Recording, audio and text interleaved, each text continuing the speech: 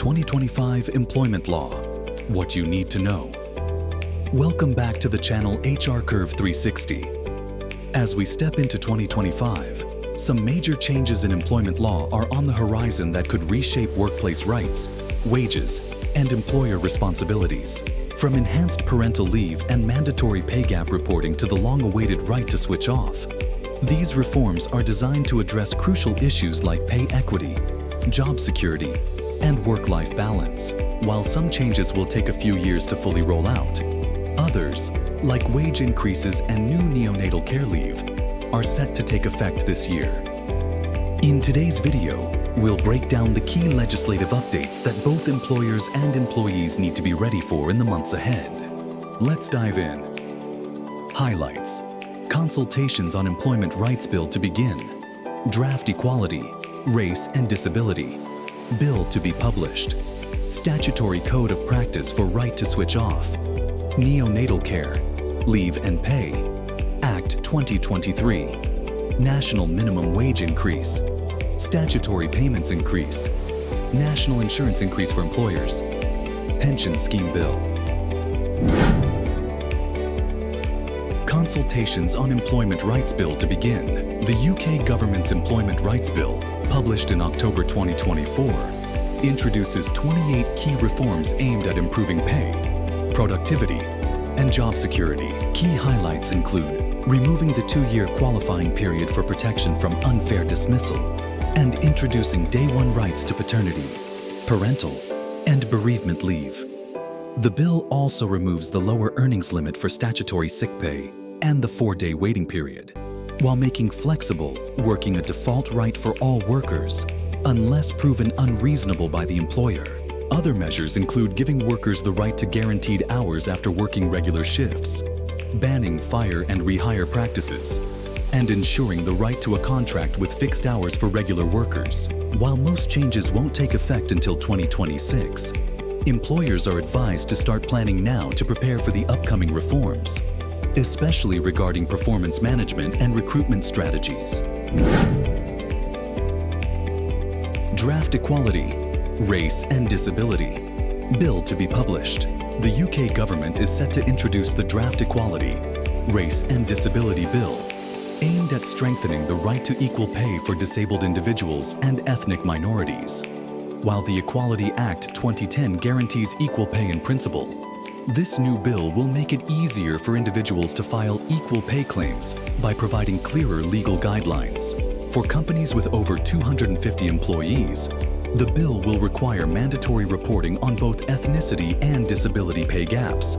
Following the success of gender pay gap reporting, the legislation will create separate clauses for ethnicity and disability, similar to the existing Sex Equality Clause, making it simpler for employees to challenge pay disparities and ensuring clearer paths to addressing unequal pay. Statutory Code of Practice for Right to Switch Off. In response to the growing issue of remote work blending into personal time, the UK government is introducing a right to switch off through a statutory code of practice, rather than legislation. This measure aims to protect employees from being contacted outside of working hours, except in exceptional circumstances. Although the exact timeline for the code of practice is unclear, it could come into effect in 2025, possibly before other measures in the Employment Rights Bill.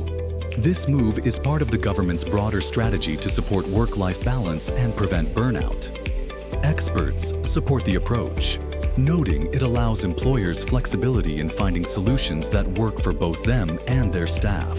This policy could be a significant step towards ensuring that remote working doesn't lead to 24/7 offices, promoting healthier boundaries for employees.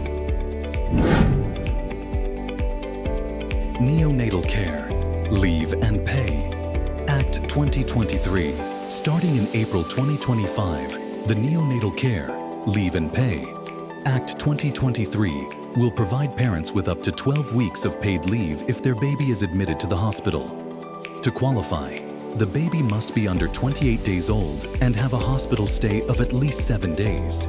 This leave is in addition to other maternity, paternity, and shared parental leave, and can be taken within the first 68 weeks of the baby's birth. To be eligible, employees must have been employed for at least 26 weeks and earn a minimum of 123 GBP per week. The new law has been hailed as a positive step forward by organizations like Working Families, which worked alongside Stuart MacDonald MP and the Charity Bliss to support this much-needed legislation. Moving forward, there is hope to expand this leave to include those on different types of employment contracts, not just employees. National minimum wage increase. Starting April 1st, 2025, the UK will see significant increases in the national minimum wage. The national living wage will rise by 0.77 GBP, reaching 12.21 GBP an hour. For 18 to 20-year-olds, the minimum wage will go up by 1.40 GBP to 10.0 GBP per hour, and for 16-17-year-olds, it will increase by 1.15 GBP to 7.55 GBP per hour. This increase aligns with the government's goal of improving workers' living standards. The national living wage is now set to have the highest real value in UK history, and the gap between the 18-20-year-old rate and the adult rate is narrowing, paving the way for future expansion of the adult rate to include 18-year-olds. Baroness Philippa Stroud emphasized that while employers face challenges with the rise, these increases aim to ensure fair wages for the lowest paid workers while considering economic factors. This change provides a substantial boost for younger workers, making up some of the ground lost to the adult rate over time. Statutory payments increase. Starting in April 2025, several key statutory payments in the UK will increase.